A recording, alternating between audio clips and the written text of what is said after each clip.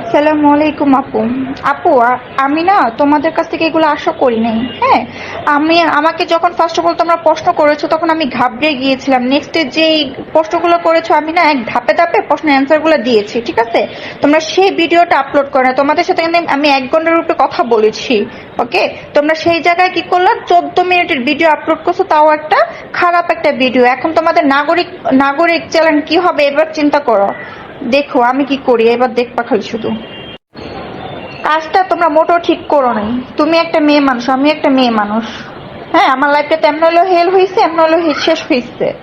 তোমরা আরো 12টা বাজিয়ে দিছো আমার। এবার দেখো আমি কি করি তোমাদের। আপু ওয়ালাইকুম আসসালাম। জি, আপনি আমাকে থ্রেড দিয়ে কথা বলতেছেন, যেটা আসলে আমি খুবই লজ্জাজনক। আমি আপনার থেকে এটা আশা করি নাই। প্রথমত হচ্ছে, আপনি যখন এখানে আসছেন আমি চেয়েছি যে প্রমাণ করতে যে আপনি ডক্টর কিনা। আমার এটা প্রফেশন যে আমি আপনার থেকে সেটা বের করে আনবো, আপনি আসলে ডক্টর কিনা সেটা আমি জনসম্মুখে বের করে আনবো।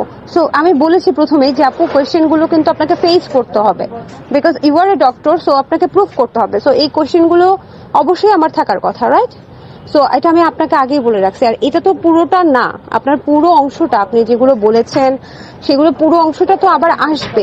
এটা জাস্ট একটা প্রোমো ছিল। আপনার পুরো ইন্টারভিউটাই আমরা দেব, আপনি এত টেনশন করেন না।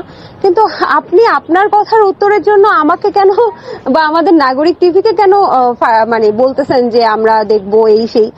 আচ্ছা, আপনি যে কোয়েশ্চেনের উত্তর দেবেন সেটা কি আমি বানায় বলতে পারবো বলেন? আর আপনি যেহেতু একজন ডক্টর, সো আপনার এই কোয়েশ্চেনগুলোর উত্তর যদি আপনি না দিতে পারেন সেটার দায়ভার তো আমি নিব না, বা আমার নাগরিক টিভিও নেবে না, রাইট? সো এই ব্যাপারগুলো ভেবেই কথা বলেন। আর আপনি আমাকে যেভাবে কথা বলতেছেন, এটা যদি আমি আমার অফিসকে দেখাই তাহলে এই জিনিসটা কেমন হবে বলেন? সেটা আমি আপনাকে হেল্প করতে চাইছি, কিন্তু আমি এখানে এসে দেখি যে আপনি মানে উল্টাপাল্টা কোয়েশ্চেনের উত্তর দিচ্ছেন, তো সেটা দায়ভার তো আমি নেব না, তাই না? এবং আপনি ফ্রড নাকি আপনি আসল ডাক্তার সেটা তো আপনিই প্রমাণ করেছেন। এটা কি আমার মুখ থেকে কিছু আসছে যে আপনি ভুয়া নাকি আপনি ভালো, না আপনি কি? আপনি তো যেটা বলেছেন, আপনি যেটা করেছেন সেটাই আমরা প্রচার করেছি। সো আপনার ফুল ভিডিওর কথা যেটা বললেন সেটা অবশ্যই আমরা দেব, ফুল ভিডিওটাই দেব, কোনো সমস্যা নেই। এটা জাস্ট একটা প্রোমো ছিল। হ্যাঁ, আর আপনি আমাকে এইভাবে কোনোভাবেই কথা বলতে পারেন না, একদমই না। আমি আপনাকে হেল্প করতে চেয়েছি, বাট আমি যখন বুঝতে পেরেছি যে আর এটা আমার দায়িত্ব, একজন সাংবাদিক হিসেবে আমার দায়িত্ব যে আপনাকে আমি কোয়েশ্চেন করে আপনার সত্যটা বের করে আনা। সো এটার জন্য আমাকে যদি আপনি দায়বদ্ধ করেন তাহলে আমি এটার জন্য